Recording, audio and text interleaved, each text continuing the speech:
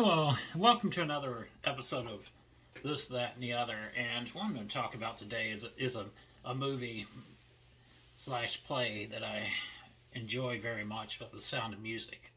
I especially like the play versions because they have a couple of additional musical numbers in them that the movie doesn't. These were filmed for the movie, but were cut out before release to the big screen. And the Sound of Music, there have been numerous versions of the play, and a few couple besides the big motion picture starring Julie Andrews. There have been some other, I think, made for TV versions of it. Maybe at least one, maybe another one as well. But the original woman to play Maria von Trapp was Mary Martin, actually the real life mother of Larry Hagman, J.R. Ewing from the show Dallas. And Mary Martin also did the part, starring role in South Pacific. She had the short blonde hair and looked a lot like Mitzi Gaynor when she did that Broadway version of it. And she was the original Baron von Trapp, and Theodore Bikel played the Captain von Trapp. And I later on saw Theodore Bikel actually play the Tevye in the version of Fiddler on the Roof at Wolf Trap many years later. And what I was going to say basically was, in that movie Sound of Music, two musical numbers: one, How Can Love Survive, and No Way to Stop It. Both of these versions were cut from the movie. Little sample of How Can Love Survive.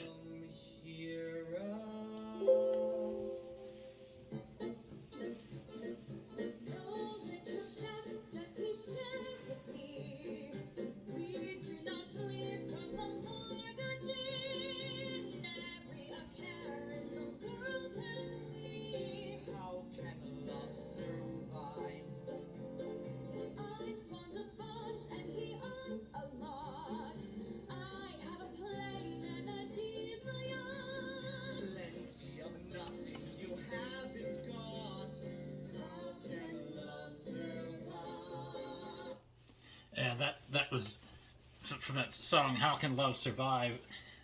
In the movie, it's sung by Max Detweiler and Baroness Schrader, and she was a wealthy widow that was going to marry Captain von Trapp in the movie. And Max Detweiler is kind of a friend of the captain's, and they both came to visit. The captain, a lot of times when he would come home, he'd bring he actually no he this is the first time he had brought Baroness Schrader to the house to meet the children. And in this song, Max Detweiler is trying to tell her that the relationship between her and the captain is just not going to work out. They're both rich people. They both have a lot of money. It's not gonna there's not gonna be really there's not really gonna be love between the two. And that's what he's talking about in that song, How Can Love Survive. And another musical number that was cut from the movie was No Way to Stop It, where you have the captain singing with Max Detweiler and Baron Schrader about how this movie was set during a time when Austria was being taken over by the Nazis, and Captain von Trapp had been a captain for the Austrian Navy, and the Nazi Party wanted him to be a captain on one of their ships, and he was like, I can't do it. He did not agree with their way of thinking. And Baron Schrader, she kind of wanted to kind of lay low, just kind of like go with what they're the way they with what they're doing. Her thought was, they're taking over the country anyway. Why not just accept it? And he wasn't going to accept it. and that basically was what broke their relationship up. They During the movie he was getting more and more attached to Maria as their governess, and I believe it was in the movie his daughter Brigida said, "You can't marry Baroness Schrader." He said, "Why not?" And she said, "Because you love Maria." And so basically in this song they sing about how they what their differences are, and it leads to the breakup. Baroness Schrader's like, "Well, I'm gonna have to go back.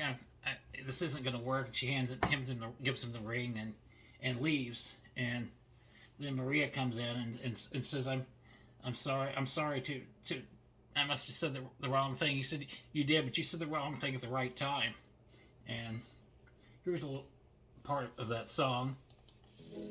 Crazy planet full of crazy people, is somersaulting all around the stars, and every time it turns another somersault, another day goes by, and there's no way to stop it, no, there's no way to stop it, no, you can't stop it, even if you try, so I'm not going to worry, no, I'm not going to worry, every time I see another day go by. While somersaulting as a cockeyed angle, we make a cockeyed circle round the sun. And when we circle back to where we started from, another year has run. And there's no way to stop it, no, there's no way to stop it. If the girl wants to go around the sun, you're a fool if you worry, yes, a fool if you worry over and when the people number one. That's you, That's and I, and me, that all-absorbing character, oh, that fascinating creature, that super special feature, me. Me.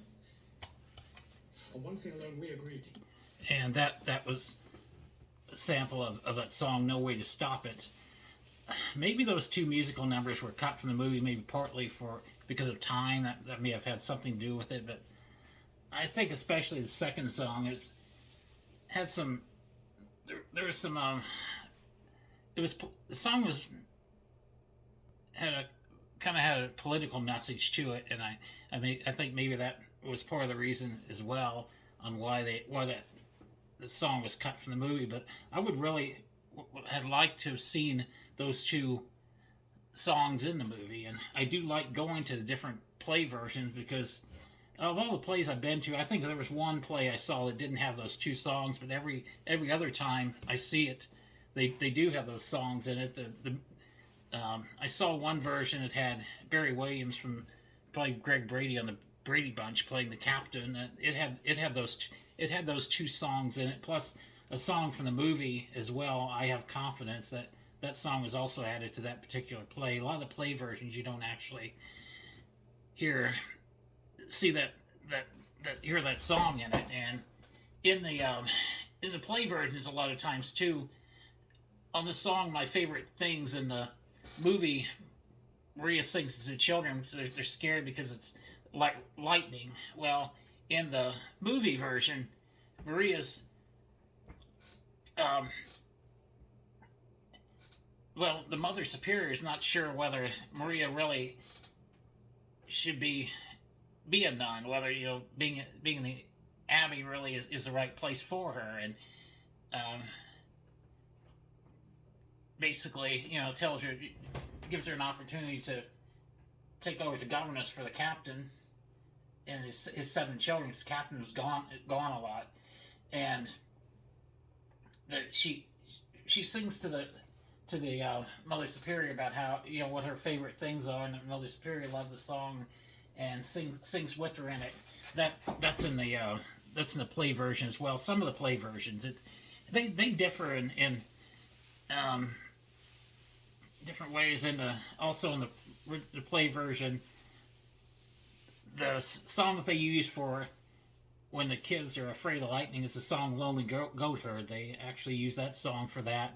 In the movie, it's where they're putting on a puppet show for the Max Detweiler and Baron Schrader in the thing. I did read that in the movie Christopher Plummer, who played the captain, actually wanted that song Edelweiss cut from the movie for some reason. I don't really know why or anything, but that's another one of the songs that's in all of the versions. Very famous song, and I would really have liked to have seen those. I don't know if the film footage still exists or not from the movie, on whether I don't know if they could incorporate it into future films or not. It may no longer exist. A lot of times those things after they were cut out of the film, they were just discarded, thrown away. So there may not be any film footage of those two songs from the movie, but they are I do enjoy very much going to see the play and seeing those two versions in it, because you get to know more about what Baron Schrader's like, and what and her relationship with the captain, her and Max Detweiler, what they're like, and how in some ways I think people kind of viewed Vera Schrader as kind of a villainous woman, kind of woman that just was after money. I didn't really view her as being that way. Some things I liked about her, actually, in the movie, but she did, one of the things she did say in that movie that bothered me was that they're asking about when she marries a captain, what's going to happen to the children? And she said, well, there are boarding schools. She wanted to ship the kids off to boarding school, so that wouldn't have been good for the children.